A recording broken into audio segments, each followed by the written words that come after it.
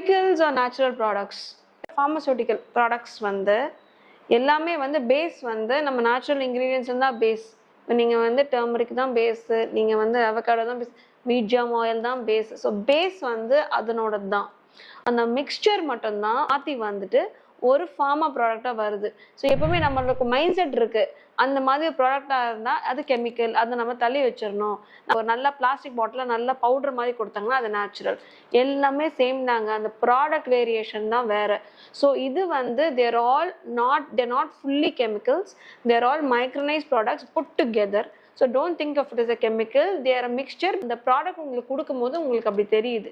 So it is, everything is the same, it's just that the packaging and the way உங்களுக்கு promote பண்றது தான் வித்தியாசம் தவிர everything is more or less the same. இப்போ ப்ராடக்டோட percentage maybe ஒரு இடத்துல கொஞ்சம் மாறும், மற்றபடி there is not much of a difference.